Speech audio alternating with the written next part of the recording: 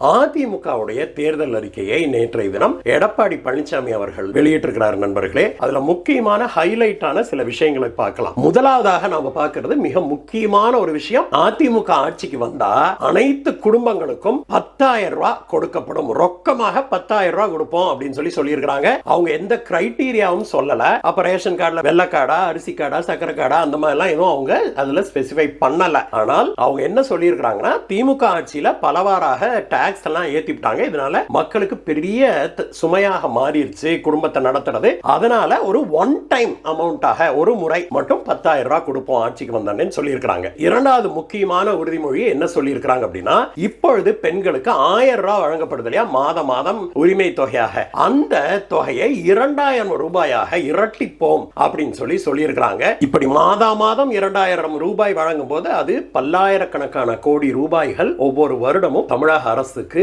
செலவினமாக வரும். அதை எப்படி சமாளிப்பாங்க அப்படிங்கறத நம்ம பொறுத்து தான் பார்க்கணும். மூன்றாவதாக நீங்க பார்த்தீங்கன்னா ரொம்ப சர்ப்ரைசிங். இப்போ ஐரோப்பிய நாடுகள் எல்லாம் படிச்சு முடிச்சிட்டு வேலை இல்லாத பட்டதாரிகளுக்கு வேலை கிடைக்கிறது வரைக்கும் அவங்களுக்கு ஒரு ஸ்டைபண்ட் மாதிரி கவர்மெண்டே கொடுக்கும். அந்த மாதிரி நம்ம ஊர்ல டிகிரி முடிச்சுட்டு எம்ப்ளாய்மெண்ட் எக்ஸ்சேஞ்சில் பதிவு பண்ணிட்டு வேலை கிடைக்காத இளைஞர்களுக்கு மாதம் 2,000 ரூபாய் கொடுப்போம் அப்படின்னும், அதற்கு கீழே டிகிரி முடிக்காத இளைஞர்கள் 10th + 2 இருப்பாங்களா, அவங்க வேலை வாய்ப்பு எக்ஸ்சேஞ்சில் பதிவு பண்ணியிருந்தாங்க அப்படின்னாக்க அவங்களுக்கு மாதம் 1000 ரூபாய் கொடுக்கப்படும் அப்படின்னு ஒரு கான்ட்ரோவர்ஷியலான ஒரு விஷயத்தை எடுத்திருக்குது ஏடிஎம்கே. அடுத்த மிக முக்கியமான ஒரு அறிவிப்பு என்னன்னா, அனைத்து குடும்பங்களுக்கும் ஒரு இலவச ஃப்ரிட்ஜ் கொடுப்போம் அப்படின்னு சொன்னாங்க. அதுக்கு அடுத்த மிக முக்கியமான இலவசம், ரேஷன்ல அரிசி கார்டுகள்லாம் இருக்கு இல்லையா, அவங்களுக்கு இலவசமாக 1 லிட்டர் சமையல் எண்ணெய் கொடுப்போம் அப்படின்னு சொல்லியிருக்காங்க. அதே போல அரிசி மட்டும் இல்ல பருப்பையும் சேர்த்து கொடுப்போம் அப்படின்னு சொல்லி அதிமுக சொல்லியிருக்காங்க. அடுத்ததாக குடும்பங்களுக்கு